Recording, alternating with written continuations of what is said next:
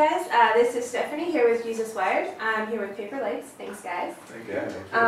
So how did you guys come up with the band name? About 4 years ago, well, first of all, Paper Lights has kind of been a revolving door of a lot of our friends and myself. And we had several friends that had gone through a lot of loss at the time, and we lost a drummer friend of ours. And we just saw Paper Lights as something that kind of symbolized memoriam or a celebration in there. You know, those paper lanterns are always kind of used for some kind of celebration or sometimes even funerals, so it just made sense at the time. Okay. And how did the band get started?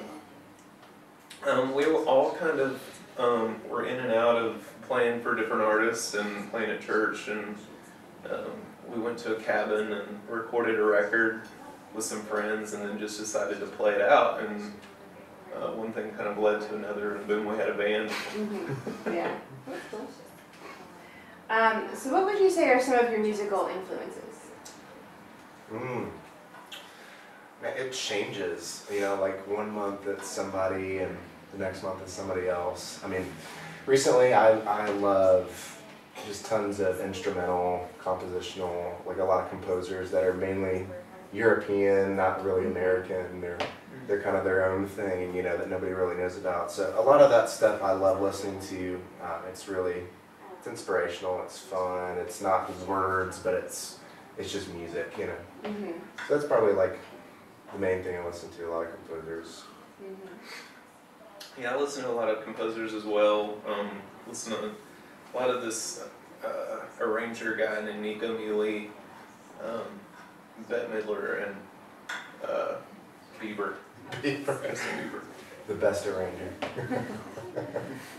What are some artists you guys grew up listening to then? What do we grow up listening to?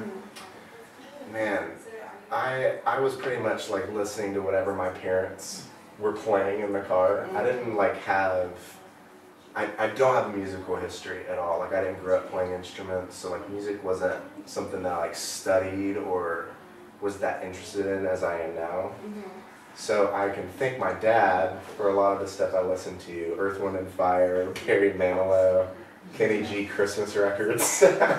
So I listened to a lot of stuff that my mom and dad were kind of listening to until I got a little bit older. Yeah, it's the same for me. A little bit of a musically oppressive atmosphere as far as just being open to anything. So it was a lot of Sandy Patty. And Dino Karsonicus, which was I don't know if you remember, was a pianist. Okay. But yeah, a lot of movie soundtracks more than anything. Do you guys have any favorite songs off this new record? Do you? Man, nah, I'm just kidding. Yeah, I do. You know, when Dan had kind of written all of the songs beforehand, he'd written all the lyrics, and by the time it got to me, he'd kind of done all the magic on it, you know, and I grew attached to certain ones more than other. Half Made is one that I love. Adherent's amazing. I guess I have a different perspective of favorite songs because I didn't really write them. So I'd say Half Made and Adherent are like the two songs that I've played the most. Like, not playing, but like listen to them. I don't know. I think those are the main two that I'd say I love, probably more than any others. And for me, there's one called This Mountain Is My Chapel, and it was kind of born out of this time I spent on Jackson Lake at the base of the Grand Tetons, and just took a few days there and just became really inspired.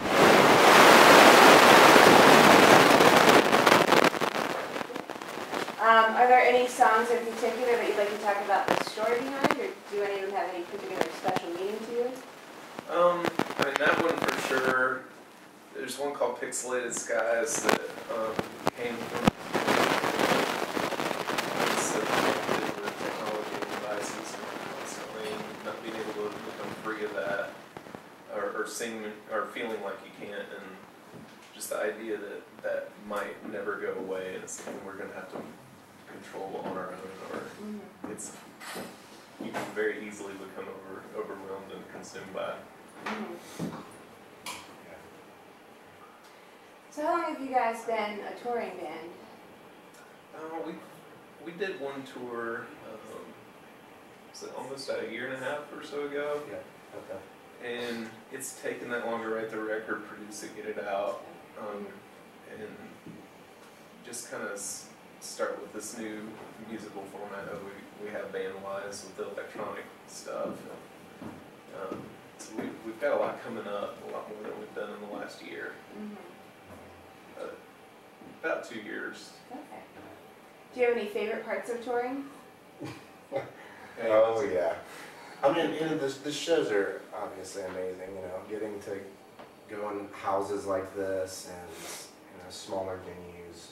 That's what's fun to me. And we talked about this a lot. We really enjoy if it's a house of 5 people or a small club of 50 or 100, 200. All of it is meaningful in its own different way. And so, of course, that is great. But I mean, I love the in-between time. A show gets done and it's a late night drive somewhere, or you're driving all day. I mean, sometimes, you get tired, but more often than not, it's just so much fun to talk with each other and grow with one another and joke around, and that's what makes being on the road and touring better than just, playing a one-off show somewhere. And it has its perk to it. And I think the relational aspect and the camaraderie of your bandmates is the most enjoyable part of tour to me. Yeah, I'd agree with that. And the relationships that we can develop when we do smaller stuff is a lot of fun. Like, we always end up eating dinner with the people and hanging out, whereas you play a larger club or something, an arena tour, then you're never going to even meet the people that you're playing to, and it really feels like there's a wall between you and them. And so I really enjoyed what we've been doing. Yeah. Probably more than anything I've gotten to do so far. Yeah, it's been a ton of fun. Yeah, cool. If you could make like the ultimate tour lineup, like what are some bands you would absolutely love to tour with? Oh gosh. Yonsei would be a dream. That would be a fun one. I haven't really thought of that before. Either. I don't know. I'll just say Switchfoot for old time's sake. Yeah, I'll go along. We'll tour with Switchfoot. Do you have any memorable moments from your times on the road? Maybe some interesting fan encounter that was maybe inspiring or interesting in some way? I remember playing once, and it was early on. We didn't have a lot of really well-developed songs, and we played probably a 30-minute set that was just kind of like ambient music in this club that I thought, it just got really quiet and everybody was just non-responsive, and I thought that was a negative thing. And I didn't realize like the mood in the room until this lady walked up and she was crying, and she said, I've always been an atheist, and God just told me how much He loved me, and it was just in the middle of this dingy, strange club, and that impacted me in a strange way, and that's always kind of stuck with me as like something that we would really want to see more of, because we're not super outspoken about, I mean, these aren't worship songs necessarily, but if people receive them that way, then we're really excited about it. Yeah, every single show is, like I said earlier, it's different than the last one. And I don't remember, even from the last tours or this one, any one moment that's better than another one or worse. Like, they all just kind of have their place. Like, every single person that you get to meet when you're traveling around has a different story, and they have a different background, and there's a different room that you're playing in. And it might be the same songs, but the environment and the people and the culture, city to city, changes. And every single one of them, I don't feel like it's better or worse. It's different, and I try to be open.